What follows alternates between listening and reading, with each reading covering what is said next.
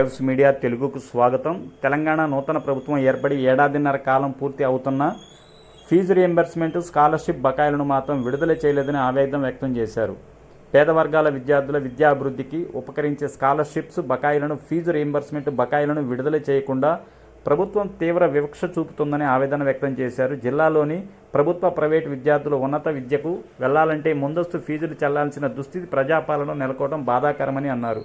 ప్రభుత్వ విద్యా సంస్థలో మౌలిక వసతులు లేక విద్యార్థులు తీవ్ర ఇబ్బందులు ఎదుర్కొంటున్నారని అన్నారు. మరోవైపు కేంద్రంలో మోదీ ప్రభుత్వం అధికారం చేపట్టిన తర్వాత దేశ విద్యారంగం కార్పొరేట్ మయం అవుతుందని ధ్వజమెత్తారు. వచ్చిన 100 రోజుల్లోనే 2 లక్షల ఉద్యోగాలు వేస్తామని నిరుద్యోగులకు మోసం చేశారు. ఇవాళ విద్యారంగానికి 15% బడ్జెట్ కేయిస్తామని మోసం చేశారు. ఎస్సీ, ఎస్టీ విద్యార్థులకు 10 పాస్ అయితే 10,000 ఇంటర్ పాస్ అయితే, 15,000 డిగ్రీ పాస్ అయితే, 25,000 పీజీ పాస్ అయితే, 1,00,000 పీహెచ్డీ పూర్తి చేస్తే 5 లక్షలు ఇస్తామని మోసం చేశారు. రాష్ట్రంలో రేవంత్ రెడ్డి ప్రభుత్వం అనుసరిస్తున్న విద్యా వ్యతిరేక విధానాలపై విద్యార్థులంతా సంఘటితంగా పోరాడాలన్నారు. రాష్ట్ర ప్రభుత్వం విద్యారంగ అభివృద్ధికి సరిపడా నిధులు కేటాయించకుండా నిర్లక్ష్యం వహిస్తుందని అన్నారు. ఇది సరైన పద్ధతి కాదని తెలిపారు. ఈ కార్యక్రమంలో బీఆర్ఎస్వి గద్వాల నియోజకవర్గం బాధ్యులు మాధవ్, చిన్న జహంగీర్ అఫ్రిది, పెద్ద ఎత్తున విద్యార్థులు తదితరులు పాల్గొన్నారు.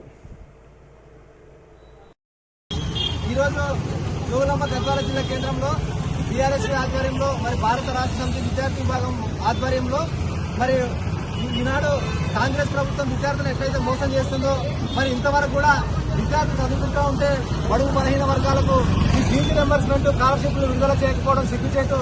మరి ఈ దుర్మార్గమైన ప్రభుత్వం మరి విద్యార్థులను వెంటాడుతుంది, మరి విద్యార్థుల గోసాలను మరి ముందుకు తీసుకొస్తుంది.